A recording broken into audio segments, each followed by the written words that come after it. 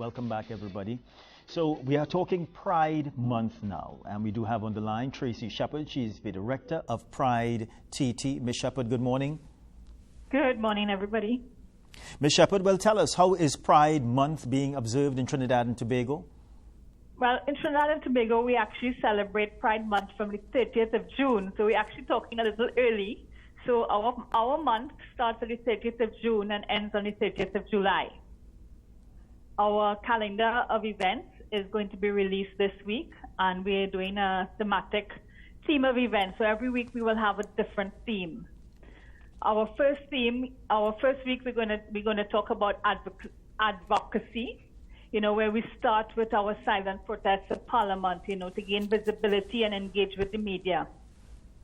Then we will have our flag raising events across the country simultaneously at the same time. Different groups we will meet at Fort George, East, Central, South. We will all have a flag raising ceremony and picnics on that weekend. There will also be a community activity where members of our community are going to go out and do some feeding and clothing of the homeless. And then there will be some roundtable talks and job fairs for queer people because they find it difficult, to get employment in the workplace. Ms. Sheppard. Go ahead. Sure, go ahead. Yeah. Ms. Sheppard, over the years, this has been taboo in Trinidad and Tobago. Has there been a level of acceptance? How are we doing when it comes to stigma and discrimination? I think that we're doing a lot better. This is our 6th year of Pride, and we have spent the first 5 years, building our visibility. And me personally, I have never faced discrimination. I probably am one of the lucky ones, but I stand in the shoes where I can help, support the younger ones who do face discrimination and people do face discrimination. But it's gotten a lot better, and the acceptance, I think, it has been more accepted. Yeah. What's the reason for that? Is it maturity? Is it that we have become more embracing? What is responsible? Is it more we have become more educated about it?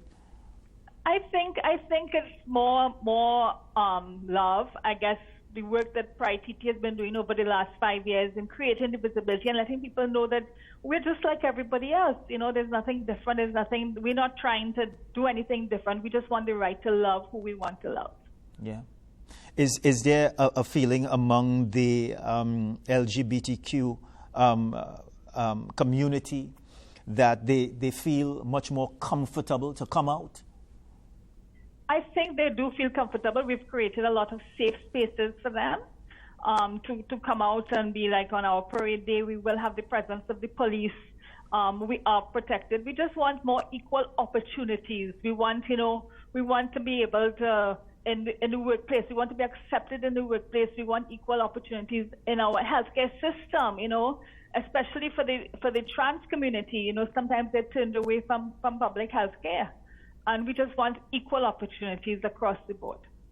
How do you think that the schools have been handling it? Schools? Well, I can't speak for the schools. We haven't done any outreach programs to the schools, to the younger generation, to that level. I think that will have to be a conversation we should have with the Ministry of Education to sort of bring some awareness to the schools. Because everything, young people are on social media, they're on YouTube, they're seeing and hearing everything. So, we should bring some education and some awareness to the youth, and maybe we should have some conversations with the Ministry of Education to see how we can, bring some conversations to the schools. Yeah. Not that we want to convert, don't get me wrong, we're not going to try and change any young person's mind onto anything, but just to accept people and to, not discriminate. Yeah, and how has the church been dealing with it? Well, we haven't been getting any backlash recently from the church, I think that everybody has their own right to prayer. We come from a very multi-religious nation. So in my church, I'm accepted in my church. Yeah.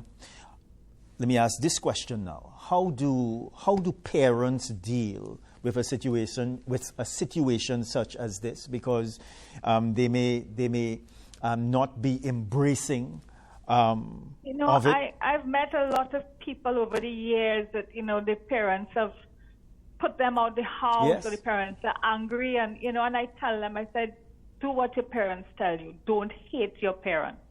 I said they will come around, they will, and they do. They eventually will come around. If your parents ask you to leave your house, and you have to respect what your parents are saying. Eventually your parents will come around. Your parents will always love you. You're their children. Yeah. I know that a few years ago there was a lobby by your group, I think, in the court for greater acceptance in Trinidad and Tobago. How have we done, do you think, let's say in the Parliament, in order to make people feel more comfortable in Trinidad and Tobago? Well, they haven't really done anything. They give us a lot of promises, but they have not really done anything. I mean, maybe they think that they've done by making statements that they will, but we want equal opportunities. We want the right. We want the same rights as everybody else. Yeah. Ms. Sheppard, anything else you'd like to tell us before you leave us this morning? Well, I just wanted to talk a little bit more about our Pride, celebration coming up. So we talked about the first week on the advocacy, and the second week we're going to be looking at the queer legacy, where we're going to have you asked about the schools, but we're going to have an intergenerational meeting where young people could come out and meet with the elders of the community. We're going to have a queer icon night where we're going to honor one of our queer icons.